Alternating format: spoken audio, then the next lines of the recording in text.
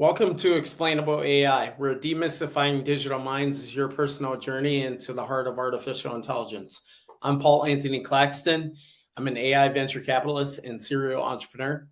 After a decade of service in the Marine Corps, I was captivated by the power of battlefield technologies, and that really inspired me to dive deeper into the world of technology.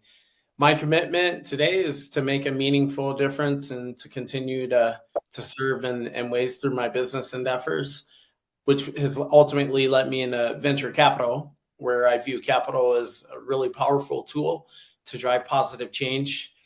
As a recognized thought leader in AI and venture capital, I regularly share my insights and through podcasts like this one and by writing and doing blogging on various platforms and publications such as ideascale.com and the AI Accelerator Institute. You can learn more about me by going to my CV site, which is www.paulclaxton.io. From there, I'd like to introduce you to my co-host as well, Rohan Hall. Rohan? Hey, thanks, Paul. I really appreciate it. So my name is Rohan Hall, and I'm the co-host of this podcast, Explainable AI.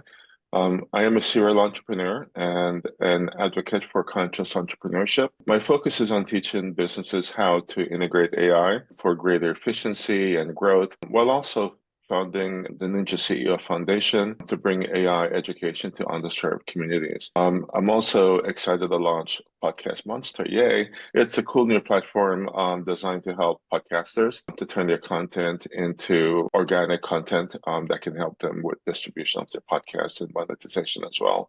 So I'm happy to deep dive into our amazing subject matters and amazing guests. And so welcome, and let's get this going. You can always reach me at rohanpaul.com. That's Rohan Paul, first name, last name.com.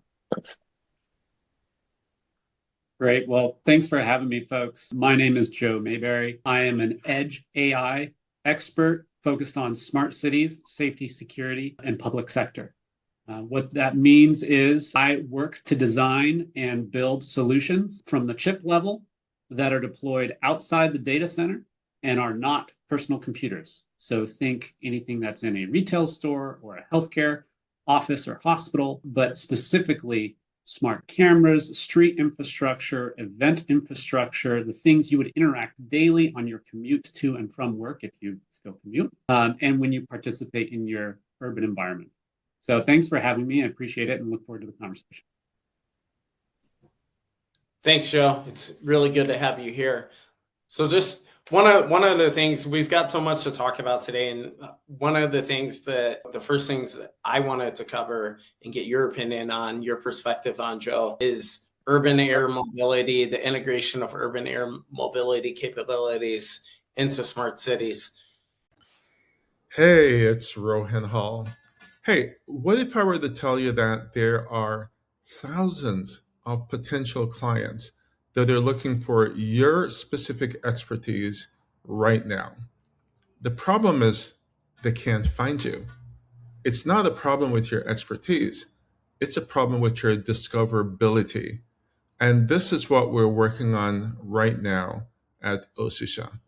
If you'd like to learn more, just go to osisha.ai.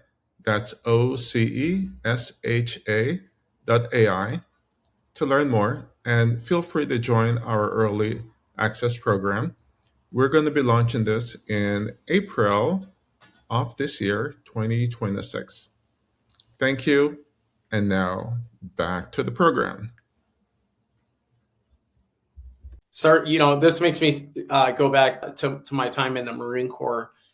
By nature in the Marine Corps, my job specialty was anti-air defense operations, right? So protecting various installations, compounds, personnel against enemy air capabilities, right? So I was trained to shoot down fighter jets and attack helicopters with Stinger missiles. But additionally, because I did operate, kind of on the defense side of the aviation sector and the Marine Corps. Additionally, I had other opportunities to serve in collateral assignments where I ran like command operations intelligence centers, which is where I got like my first exposure to air mobility, air defense on the other side, like drones and the capabilities of drones and what they can do for us. And so when it comes to smart cities, we may not necessarily be looking at air mobility or drone mobility capability in terms of defense. We may be looking at it from like last mile logistics, supply chain logistics, rendering care and aid to people that may be stranded in remote locations and so forth. So these are interesting things to think about. In your mind, Joe, how do you envision urban air mobility is transforming our lives and our city landscapes and infrastructure? It's a really good question. I think just opening that question up a little bit, there's a lot of different compartmentalized ways to look at it. There's the really light aircraft, the drones, the Amazon deliveries, the EMS delivery, the police oversight, the urban fire oversight that occurs with these really tiny drones that we're used to seeing around. I think we're going to see a lot more in the air. So that's one compartment. The other is UAM, urban air mobility, really thinking about the couple of kilometer range, right? So 50 kilometers and below.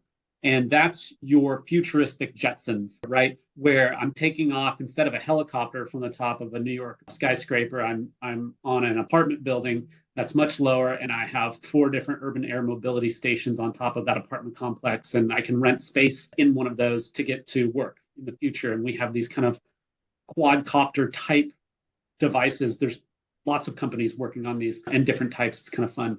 And we're getting in there and we're commuting to different places, or we're using them for business travel, or there's a rideshare service. That's kind of this urban air mobility. Then there's the regional air mobility, and that's autonomous flight up to 150 kilometers or a little bit further. The market hasn't really decided where that goes and how far that goes, but there's quite a bit of money there. So if we think of those 3 from small, medium, and large, we can break down and have a discussion around that in each section. But let me just focus for now on what I think you guys had alluded to. You may want to talk a little bit more about, which is that urban air mobility right in the middle, not the drones, not the autonomous regional flights, but that urban air mobility, quadcopter taxi, helicopter taxi kind of a thing. There's a lot of really interesting things to consider when we look at what the future will be with those types of technologies and when it will be. So I'll let you guys ask any questions if you want, but I want to talk to you probably about the main issues that I see as a technologist in this space that actually have nothing to do with technology, that are going to basically define how this grows up. The first is power. We've seen recently with 3 Mile Island investments and the smaller nuclear reactors being invested from an AI perspective from those big companies that we all know, right? Microsoft and Amazon. That power is a major issue, but it's not just the generation of power for these new devices. It's the ability to run the infrastructure to the locations, the physical locations. Typically, when we think of flying, we go to an airport, and an airport has all the infrastructure required for flights, including safety and security and being able to access and permissions and who's getting on the flight, all of that. And it's all contained, and it's been developed over hundreds of years. And so now we have this new era that can put an equivalent of a small aircraft on top of the building, and the ability to get power to that to recharge and get power to it to make sure that it's running its safety checks and connectivity. That's a lot of infrastructure.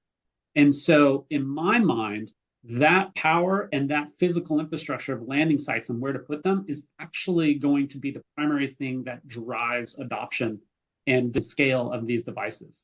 And I didn't know if you guys had any questions you wanted to talk about that, or any stories or any articles you may have read. But for me, that's really the main issue with these: the technology of how to fly, being autonomous in flight, tracking.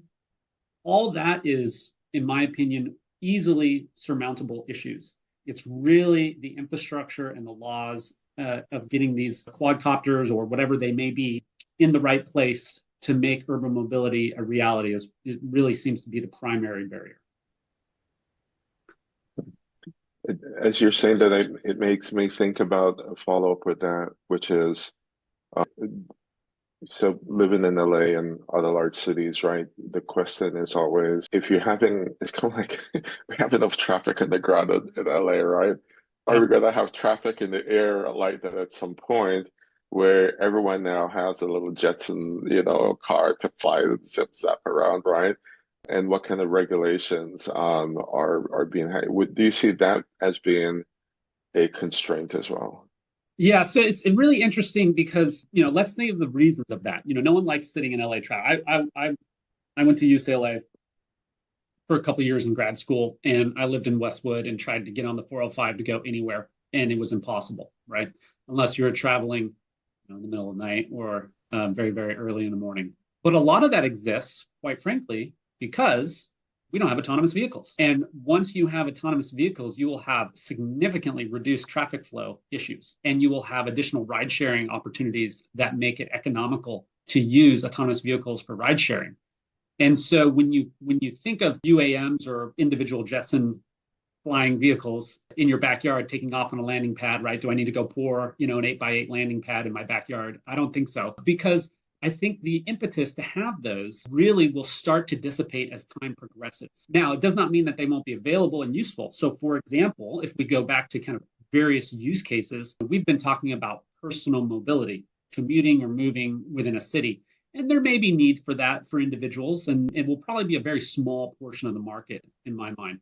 But what we also have, which is really important, is emergency access. So imagine there's a hazmat spill in downtown LA or downtown Chicago, and you need to get to it quickly with very specific equipment.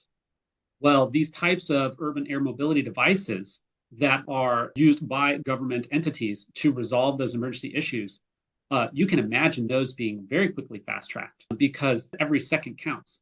Same with emergency ambulance and airlift, right? These are a lot of use cases where a lot of the red tape of just the general public flying around will go away because it becomes a part of the EMS system, both from an urban standpoint, but also from a rural standpoint, when you think about trying to get people in rural areas.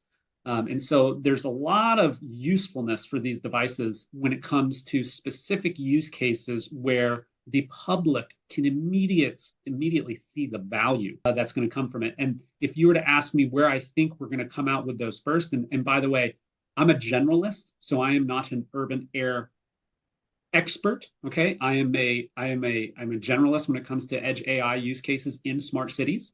I believe that the EMS system, the utility systems, the government entities that will recognize incredible savings and improved citizen welfare by the use of these assets are the ones that are going to get them approved and deployed fastest. Can I give an example? Yeah, please.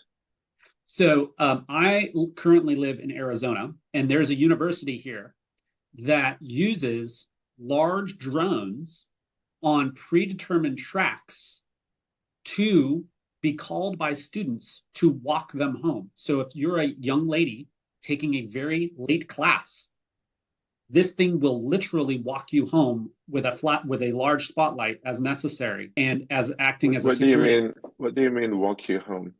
So the student will leave their classroom, they can call the drone, and it will follow them and be with them as an escort. In flight, follow them? In flight. Okay. I In want flight. to be clear about that. Yep, and it has a little deterrent, blue lights and has a spotlight as well. And so this is going on in a beta stage at one of these universities around here. So there's a lot of various use cases. That's a smaller one, but there's a lot of these various use cases that are coming up that are just obvious. From a regulation standpoint, those ones which just seem so clear in the normal human populace from a value perspective are the ones that I believe are going to get passed through very quickly. And so over time, we're going to see more and more comfortableness. That's not even the right word, guys. I don't even know what the right word is. Societal willingness to accept flying things above them. And that's what we're really looking for. Yeah, I'll do one more follow-up and I'll let you go, Paul, after that. So we're talking about the concept of smart cities, and we talk about Jetsons, for people that's old enough to remember the Jetsons, right? Which won't be everyone here. Before we continue, I'd just like you to, if you could define what our current definition is of smart cities so the audience can be on the same page for us. I think that would be really kind of cool. And then you speak about we'll be more comfortable with stuff. And one of the things that comes into mind is really crowd monitoring. So I Yes. go to like a football game or I go to a concert. There's, you know, is that what we're doing for crowd monitoring? Is it some laser eyes someplace? Is it Yeah. drones flying around? So Yep. how are we doing that? So two, we could define what smart city is and Yep. then just a follow up with it's what are we doing for crowd monitoring? Is it like what you spoke about with the lady or something? Just Gotcha. because I think this is really cool and fascinating, but I'm trying Yeah. to link my brain with where are things today Yep. versus, Jetsons, right? Because I can't like not think about the Jetsons, right? So please go ahead. I got you. I got you. No problem. So first of all, smart city does not have a universal definition. So my purview is global, right? So we work with folks, in Dubai, in India, in China, in Taiwan, in the United States, South America. We're all over the place. Is what I focus on. And so anywhere you go, there's no one definition of smart city, and that has to do with how infrastructure is funded amongst various nation states. However, what I would say is at a high level, it is the deployment of technologies today, specifically artificial intelligence, as well as connectivity technologies to improve citizen welfare. That's probably the most accurate for a universal definition of what a smart city is. And you will notice that I don't apply a urban density or an urban definition to that. And that's because a lot of the smart city has to be rural applicable. Otherwise, the line of where the city ends and where the country begins or the rural areas begin is really blurred. And quite frankly, after COVID, it's being further blurred. Super commutes are getting longer and people are doing and working from home much more often. So in any case, let's get to crowd monitoring. Crowd monitoring is an interesting use case. We see this as a highlight use case, at least I do, most everywhere, because wherever there's a lot of people at one time, there's both opportunity and risk when you put a bunch of people together, right? I don't know about you guys. Paul, you're in the Marines. I was in the Air Force. I have little kids. I teach them when we go hiking what to do when they're lost. Hiking, hug a tree, sit down, blow your whistle 3 times, standard stuff, right? But I also teach them what to do in a crowd if you're lost. Do you just go with the crowd? Do you move to the side? What do you do? Because crowded environments can be dangerous, but they're also highly lucrative. People are there for a reason. They want to go to a concert, they want to go to a stadium. And so, one of the big things that cities are focused on is how do we make those crowded events safe and how do we make them lucrative for everybody, both the vendors that are there and the people that are there? How do we give them the very best experience? And so crowd monitoring has multiple aspects that does this. And let me paint a picture for you with a stadium. Let's say people are at a stadium for a concert or a sporting event. Okay. Crowd monitoring can be used at multiple levels. So we'll start with safety, and then we'll kind of go to the more retail and commercial, and we'll do the citizen welfare. So from a safety perspective, yes, when you go to a crowded event like a stadium, there's going to be different cameras using computer vision that are tracking individuals. And depending on the privacy compliance of that particular region, they may not be using cameras at all. They may be using LiDAR. LiDAR is really good for tracking large numbers of individual unique entities, but without the concerns of actually having a picture of that person. So think of like if you're in an airport terminal or coming quickly into an arena and people want to track how many individuals are coming in there so they can make sure they understand the volume of flow and redirecting people to the right areas of the stadium appropriately. That's a perfect use case for LiDAR or computer vision cameras. And so what you're doing is there are going to be some security apparatuses behind that. Look, either humans in the loop or algorithms that are doing aggression or weapons detection or argument detection, anomaly behavior, things that you would want your security staff to know about to be able to respond to immediately. Someone pushes somebody trying to get in and the scuffle starts, right? You don't want that going out of control. You don't want a stampede of people. And so you want to know about that as soon as possible so you can send your security. As an example, let's go next to the next crowd monitoring. Before you continue, you threw a couple of words out there. I like to break down words every once in a while because sure, many people may not get it. Can you explain the difference between computer vision and LiDAR? Yeah.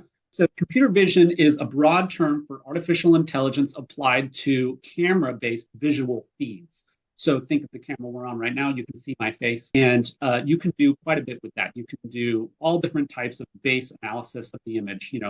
Are there multiple people here? So people counting. Who are they? Do I have an ID that I want to gather? And most of the time, by the way, that is only done in prescribed area where people have surrendered rights to have their PII provided. But in any case, personal identifiable information, right? So the type of I'm stuff. doing this because I know that we do this tech talk, and I just want to let you go along because the audience may or may not get that. But please continue. You're absolutely, thank you. Yeah. So the personal information, right, about you. So you're able to do weapons detection, so it can determine whether or not someone has a gun that they're holding or a knife that they're holding that you would want to know about, right, as a security professional. So these things can be done through computer vision. LiDAR is like radar, but it is a little bit more sophisticated, and it's a completely different sensor. It's not a camera, it's an actual LiDAR sensor. So a lot of people may be familiar because there are certain autonomous vacuums. Remember when autonomous vacuums came out? Some were computer vision based with a regular camera, and some were LiDAR based with a LiDAR and allowed them to map out the environment and where they go. Another example is if anyone's seen autonomous vehicles, almost all autonomous vehicles, not Teslas, but almost all autonomous vehicles use LiDAR when they drive around. So like I said, I live in Arizona. We have autonomous vehicles driving around in the streets of Arizona as autonomous taxis at the moment. And the little spinning device on top of it, if you've ever seen pictures of that, that's LiDAR. And LiDAR is useful because it's not a camera, it's not capturing my image, but it is able to uniquely identify me and the thousands of other people walking through the door of the stadium. And so I'm able to track without sacrificing personal information. I am able to track how many individuals I have. So sorry, any other questions on the security part before I kind of go to the retail portion? No, please continue. So in addition to crowd monitoring, you have all these retail applications, right? So if you're at a stadium, the stadium wants you to buy food and drink, and you're thirsty and hungry. So it's a match made in heaven, right? So as you're able to look and see who is sitting where, you're able to identify the number of people and how many venues, eating venues or whatever it may be, or food beverage venues need to be open on what side of the stadium. So you're able to dynamically change wait times as necessary, and provide push notification to those citizens and say, hey, look, there's nobody at the hot dog stand in gate A6, right? You can go there and get a hot dog or whatever you're looking for at the stadium. And so there's a lot of retail analytics that come into it as well. So you can do automatic line detection with cameras looking down and seeing how many people are in line. You can auto push that right to those who subscribe to a particular application, or however you want to deploy that information. It's very useful. You also have demographics, right? So if you know exactly the type of demographic individual that's going to go procure a beer versus a cotton candy, right, you're able to more appropriately position your vendors so that they make optimal income. And so do you, and your customers have the very best experience, because when my 3-year-old wants a cotton candy, I'm going to be able to get one nearby. Does that make sense? Mm-hmm. So there's a lot of benefit there for both the citizens as they attend the event, and the customers as they attend the event, and the event venue and those who are keeping it secure. I follow up with that, but you would need to have the mobile. Are you connecting with the mobile number, or are you connecting by presenting a layer on the big screens or something like that? How do you communicate that to the citizens? So connectivity is key. And what you're talking about there is the ecosystem play, right? So if we gather this information, first it's data, then it's information. Now I need to turn it into action, right? Mm-hmm. And the answer to your question, Rohan, is it depends. It completely depends on who's there. If there's an independent application that a stadium uses for anyone who comes so that they can get optimized coupons or whatever it may be, that's the perfect way, right? You're able to interact with a customer and they're a loyalty customer. That's wonderful. There may be other ways to do it, which is simply not have any communication and appropriately place your vendors and your mobile vendors where they need to be, as an example, where there's little to no communication. And the revenue generation and the satisfaction of the customer is aligned to the level of granularity by which you as an individual can communicate with the entity that is delivering the service. And so it really is dependent on the ecosystem of vendors in that microcosm, that small space.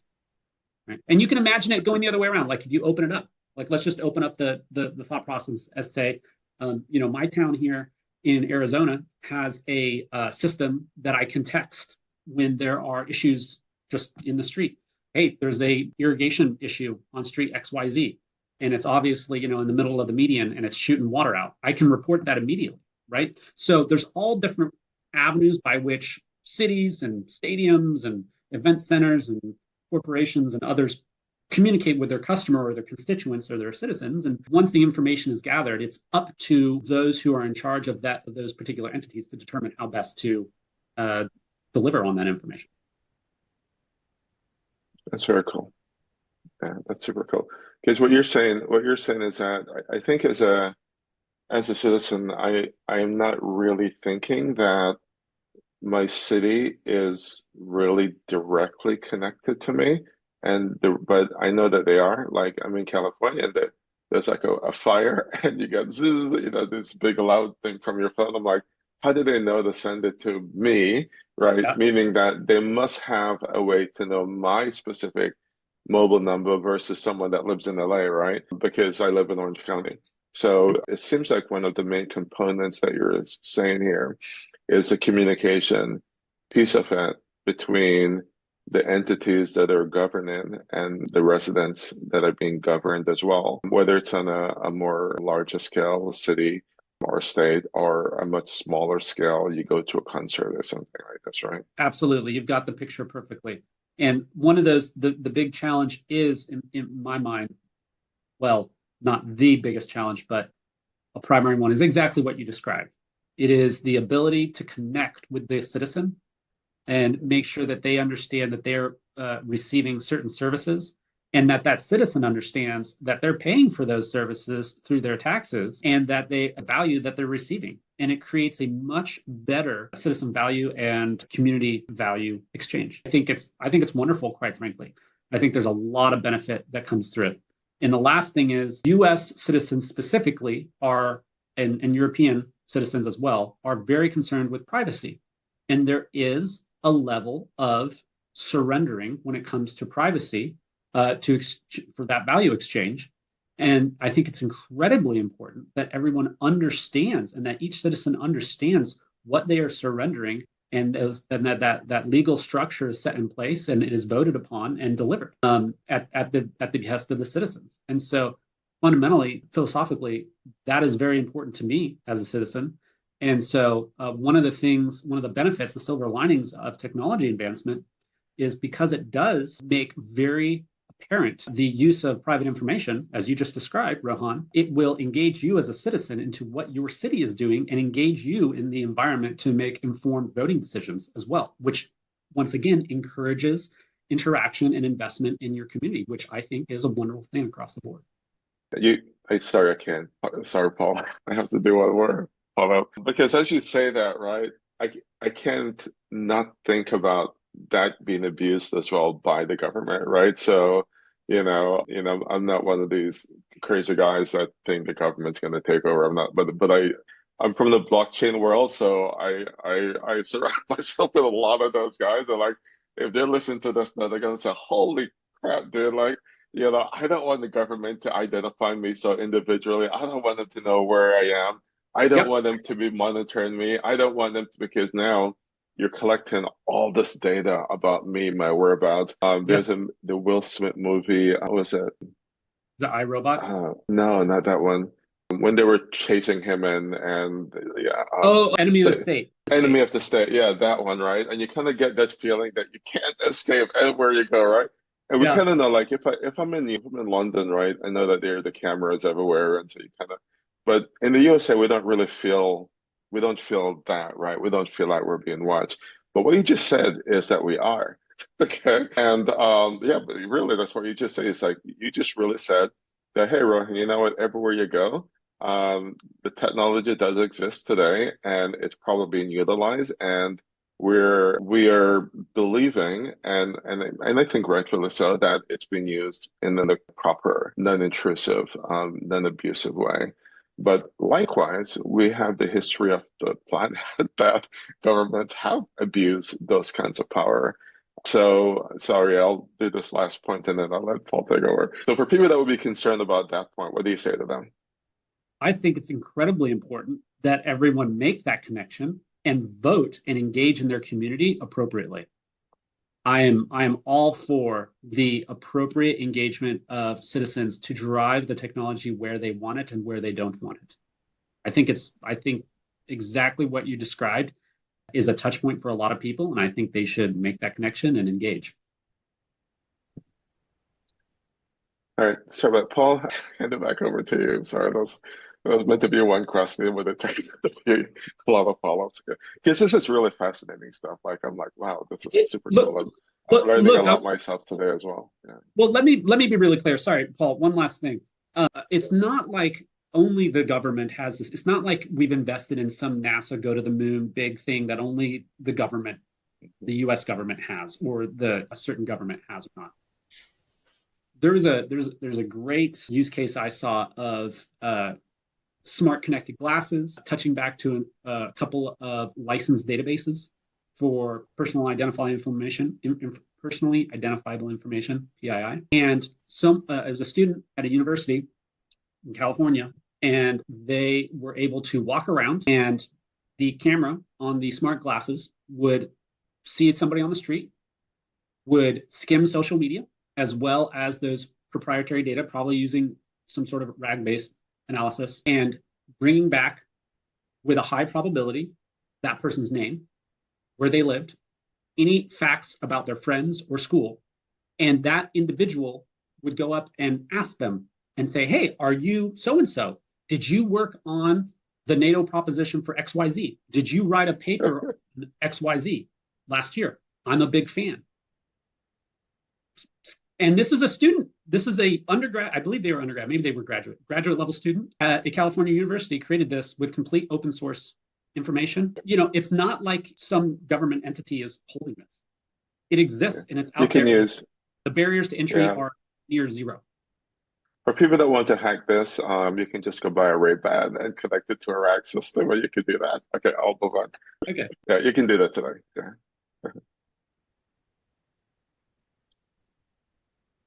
Paul, do you want to follow? Yeah. No, I've enjoyed listening to you guys kind of banter back and forth. It's really, got my mind accelerating towards a lot of different questions and points that I can make. We probably don't even have time for it all. But one thing that I did want to lead into all this talk about connected smart cities and security. The more connected we are, the more centralized and urban we are as a society, the more security becomes, I think, a concern, right? Not just physical security, but cybersecurity as well, because there's more interactions taking place in a denser, higher per capita area, right? So I think those things are important as we become more urban centric as a society. I think we're going to see kind of more interconnected metropolises. So like say from LA to San Diego or LA to Phoenix, I think we're going to see, focus on how we can connect these major cities via railway and take cars off the road. And I think we're already beginning to see kind of the breeding ground, the testing phase of many of these railway technologies and kind of railway way of life, evolving. Like for example, I was in Dallas, flying through Dallas a couple of months ago, and I was on the light rail connecting all the terminals at the Dallas airport. And there's no one operating the train. It just operates on its own per a schedule and autonomous, capability via algorithms and whatnot. So, things like trains are being tested in controlled environments like that. And pretty soon, I think we're going to see it more common, towards the public. So, Joe, my question to you would be, with America, at least in North America, we're kind of shifting our focus more from air travel, more from, road travel to, urban air mobility, autonomous vehicles, removing the human from the decision-making point, autonomous trains, etc. And we've seen, I think if you scour the news, we've seen a lot of derailments, train derailments, issues with this, challenges that are existing with this transition to more of autonomous mobility, particularly with trains. So do you have any ideas or thoughts in terms of like how we can make this transition easier? Because that's ultimately where we're headed. And I think in some ways, societies like Japan are ahead of us, in a lot of ways with the transition to, train mobility. So how can we, as we look to connect cities and get people from one city to the next, on a hyperspeed kind of train infrastructure loop, what are some challenges that you see, or the things that we can address to get from point A to point B, proverbially, into the next evolution of travel here? Yeah, that's great. That's a great question too, specifically about trains. I travel often from Arizona to Southern California, and we go along the 10, and the 10 goes straight through Palm Springs. And we always see massive trains going right through that pass. And I always point out to my kids to say, hey, look, every one of those containers is a semi truck that's not on this highway. That's how many trucks we don't have to pass or try to get around. And they always think that's pretty funny. And I always point that out because it really is astounding, the amount of goods that we can move to and from our ports with our rail systems. And, most of them are not, maglev trains. I don't even know if there's any, quite frankly, futuristic. What they are is traditional, diesel based, I believe, trains. One of the things that we see I see as a value proposition with some of this new technology, this edge AI technology, is the application on existing infrastructure to make it safer.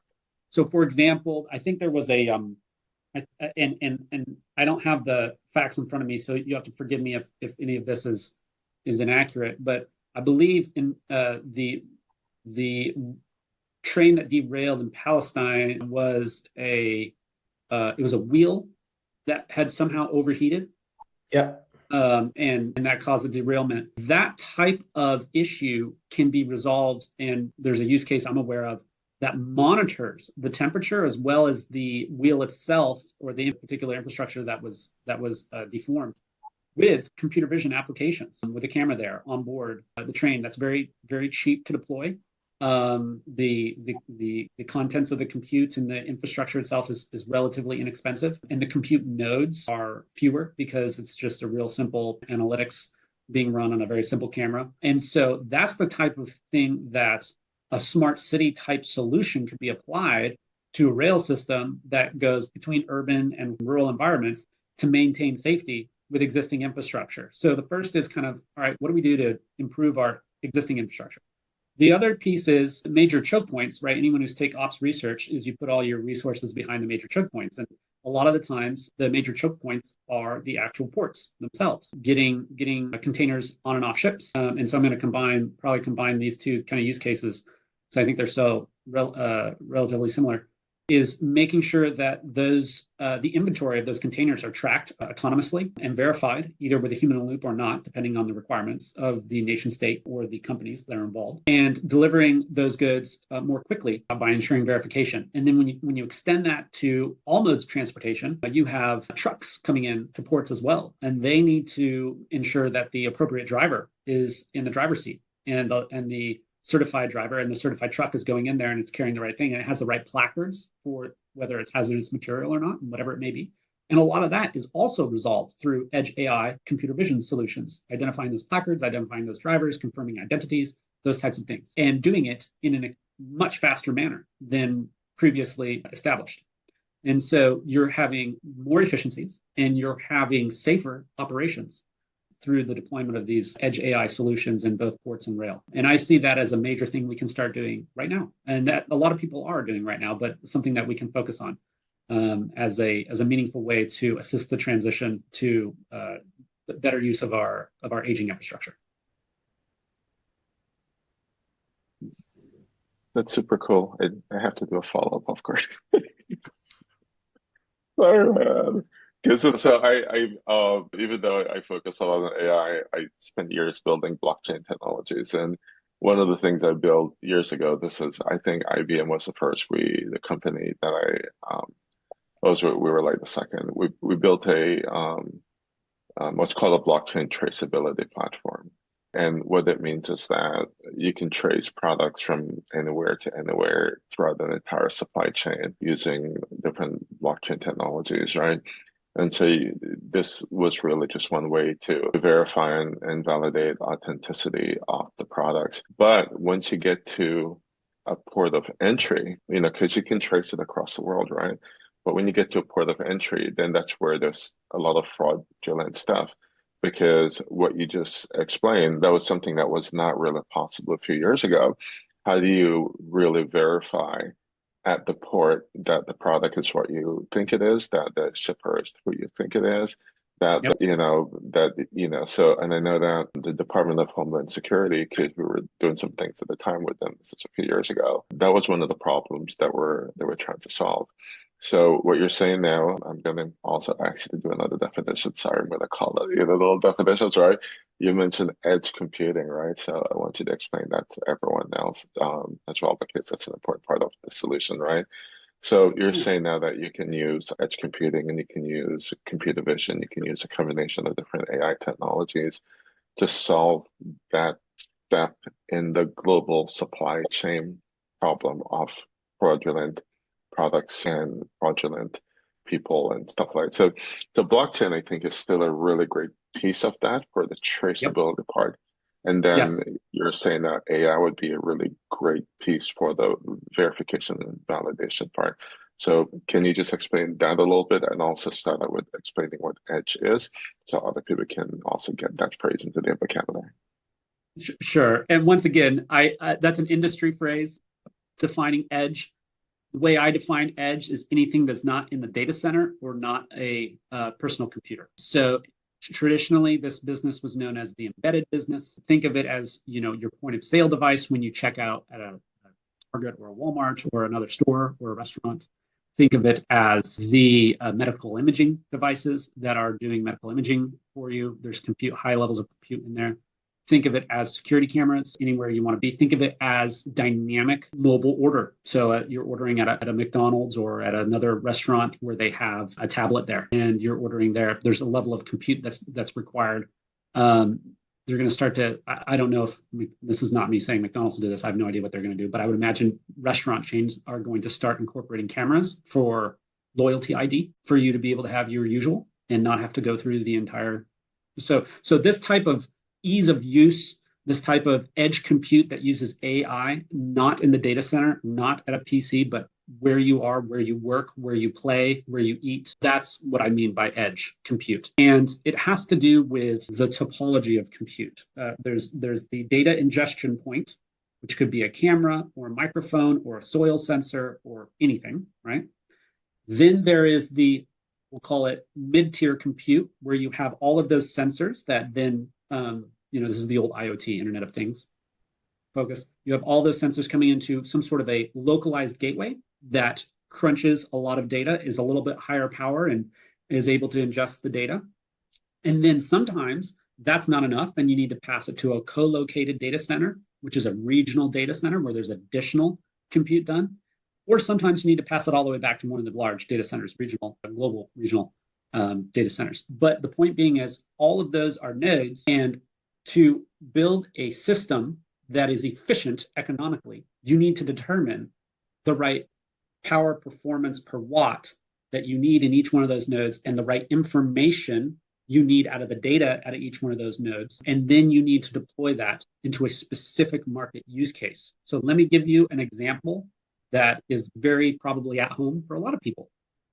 Let's say you're at the store and you're in the wine section of a grocery store, and someone comes up and picks up a bottle of wine and wanders over to the produce section and snags one of those little barcodes off of the bananas and puts it on the wine bottle discreetly, and then wanders over to self-checkout, scans the wine bottle, and walks out with a $25, $30 bottle of wine for 84 cents. That is a very common type of loss that occurs in the retail space, or it used to at least.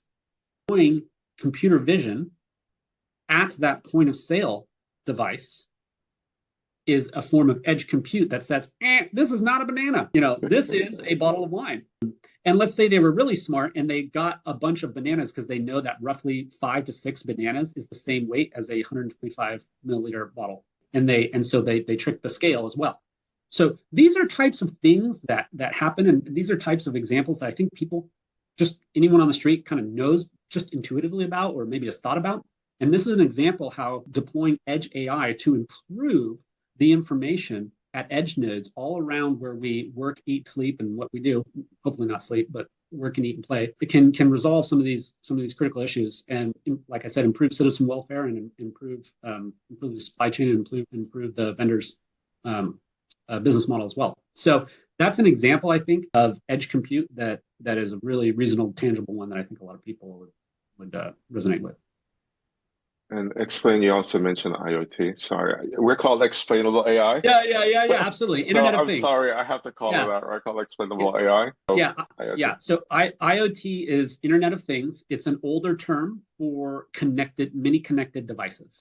So think of a drone flying over a large crop of grapes and dropping soil sensors to determine the pH level and moisture level, and then determining more accurate distribution of fertilizers in that field. That's a perfect IoT example. You have a drone that's connected. You have sensors that are connected to the drone that are just connected to some sort of a gateway, think of a little tiny computer that's hardened to be outside in a farmhouse, whatever. Or it could be, who knows, it could be inside, nice air conditioned, and it doesn't need to be hardened. And that's collecting that data. And then let's say you're a corporation that owns mini farms and you want to aggregate that data over your, 10,000 acres. And then you want to aggregate that data with your 3 farms that you own in the North or Midwest. And then you want to do that over, 18 months, and you want to track all the trends. And then you can better deploy and plan for the cost of your crops based on fertilizer and moisture and winds and predictability. And you integrate it with weather data. And this is this idea of big data and the advantages that come of it. So that is IoT, Internet of Things. It is the very tip of the spear with regards to incorporating and connecting sensors to compute nodes and turning data into information, and then turning that information into actionable insights that deliver value. Excellent response. Yeah. All right, Paul. With Joe, with smart waste management, obviously that's a huge factor, with the centralization of more people migrating to cities and just smart cities altogether. Because at the end of the day, 20, 30 years from now, we're still going to be We're still going to be wasting, but it'll all be automated. So trash collection, everything will be automated. How do we integrate in your mind? Like how do we start thinking with the end in mind now, like with smart waste management and smart cities? Anything that's autonomous, it has a waste component to it. Yep. And it needs to work well or collaborate well with that technology to manage that waste. Yeah, absolutely. There's a lot of places. So let me just use one that I think is kind of interesting. A use case that I heard was actually built first over in Israel, is when I first heard about it being built and deployed. They were having trouble, believe it or not, with dumpsters overflowing, right? So no one's ever heard of that before. So happens all the time. And why is that? Why does that happen? Well, it happens because it only gets picked up every other Thursday or every other Friday or every other Saturday or, once every, whatever it may be. It's on a schedule. And, turns out trash is lumpy. And I mean that in the sense of it comes when it comes, and someone moves out and they're not going to call the trash company and let them know that, hey, I'm moving this week, so you might want to come twice, right? It just doesn't work that way. Infrastructure isn't set up that way at the moment. And so what was happening is they were actually having disease problems. And so with this particular area that had trash regularly overflowing. So what they did was they used existing security cameras and I don't remember if they were private or public, Rohan, for your information. And they were able to just do a simple trash overflow detection algorithm that took basically no compute or very, very little compute. And they would send an alert to the trash service that would come when it was full. And it saved them time, I believe. The result was they came when it was full, and they did not come unless it was full. And so they had more accurate deliveries and more accurate use of their heavy assets. I mean, those trash trucks are expensive. They're expensive to maintain. They're aging. You've got personnel involved. And so the more accurate you can be with the extraction of trash, the better. And so that was an example that I thought was very useful. I would like to see it in a lot of the places I lived in the US as well. And that was several years ago. So it may be deployed in other places at this point. But that's an example of just, and this is what I'm going to answer your question, Paul, which is the deployment of AI in cities, waste management and other things. What it really does really well, and this is actually into the future, right? This is in the future as well, is it eliminates a lot of the mundane and allows us to focus on the more valuable. So when it comes to trash, right, you instead of having a pickup every week or every 2 weeks, now you're having a pickup on just in time. Right? As an example, and we all understand from an ops research perspective the pros and cons. So and whether or not the municipality has the ability, or the government or the private trash company has the ability to flex to that or not, that's something to be explored. But I would imagine there's a lot of people on the finance side who are looking at CapEx and OpEx and are saying to themselves, yeah, I could actually, if we could figure this out and I could reduce my trips by 30%, that's a lot of money, or maybe 20% or 10%, depending on the use case. That's a lot of money to be saved. And those are happier citizens. That improves citizen welfare. Yeah, definitely. And I think there's a lot of cities that could stand to benefit. I was in New York back in March of this year, and New York has always had a problem with trash. Always. The late 19th century, it was waste from the horses that would travel people through the streets. And then we transition to cars and so on. But it's still now it's pizza boxes, right? That's right. You walk outside and there's trash stacked up as high as my door right there, on the sidewalk. And I just don't think, cities like New York have the capability because they're so dense. They just don't have the capability to manage all that trash. So it really is a problem. And wouldn't it, here, just really quick, Paul, wouldn't it be interesting if that was made publicly and visually available? Just hypothetically, I don't know anything about New York. I don't know what trash problem they really do have or don't have, but wouldn't it be interesting if they were able to at least have the data to show we literally don't have the fleets to pick up all the trash. Yeah. And we need this bond or bill or whatever it is passed on this general in this general election in your local area, because here's the data. Because normally there are trash in this area is unable to be picked up, or maybe it's a private entity and they say, look, we have to raise prices because we need to get 5 more vehicles. And you may be asking yourself, why do I need 5 more vehicles or trash trucks in this area? And here's why. Because over the last 90 days, 90% of the trash has been overfilled and running out. And do you really want that? So once again, the citizen involvement, the information, the transparency of the data, which is another big key in AI, is the transparency. The transparency of this data is going to drive more engagement. And it is so hard to find a negative to more citizen engagement and understanding as to what's going on around them, so that they can have a voice and engage appropriately with both their local and state and federal and national governments, depending on where they are. Excellent. So smart city means smarter citizens. I sure hope. Yeah. Let's go. All right. Hey, Joe. So thank you so much for attending as a guest on Explainable AI with us today. Both Rohan and I, we thought you made some really, really great points and for our listeners. And so it's been a pleasure. But I'd like to, as we wrap things up, I'd just like to give you an opportunity for any closing thoughts. Additionally, if you're open to it, if there is a way for our listeners to get a hold of you, who knows, maybe have you on one of their shows or podcasts or interviews or something, how could they get a hold of you? Yeah, absolutely. Thanks, Paul. So just some quick closing thoughts, as it's been extremely enjoyable speaking with you both. I think the fact that you have this podcast, the focus of this podcast is incredibly important. And so kudos to you guys for identifying the need and delivering the valuable content. I'm honored to be a guest on your show. Can you get a hold of me? I'm on LinkedIn, Joseph Mayberry, Joe Mayberry specifically. If you look on LinkedIn, that's the best way to get a hold of me. My information is available there for contact. Fantastic. I hope everyone got a chance to write that down. All right. So this has been a pleasure, and I need not say more other than that if you're a listener and you would like to get in touch with myself or Rohan, as far as I'm concerned, you can get in touch with me via LinkedIn, Paul Anthony Claxton. You'll find me. I don't think there's any other Paul Anthony Claxtons on LinkedIn.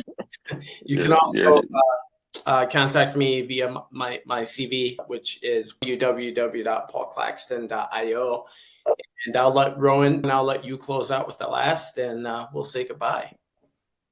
Yeah, Joe, this has been absolutely fascinating because seeing the deployment of AI and how we're thinking about it for smart cities and the combination of different technologies that they're using. And so I think you did an amazing job of explaining, again, explainable AI, explaining to our audience in real world terms and scenarios how all that comes together. So I really appreciate you doing that. So yeah, so that's been really awesome. If anyone would like to reach out to connect with me, I'm very visible online. Best place is go to rohanhall.com. So my first name, last name, you can see it on screen, rohanhall.com, and you can reach out to me through that. You can also find me on LinkedIn at just Rohan Hall, do a search, and you can find me. So thanks everyone. I hope we were able to create some really great value for you guys, not just in technology this time, but I think as well in how our city works, which I've learned a bit that I did not know. I did not know they had this much access to us, but it's been really awesome. So thanks again. All right, that's a wrap, guys. All awesome. right, guys. Thank you all. All right. Thank you. Cool. Bye-bye. Bye. All right, thanks.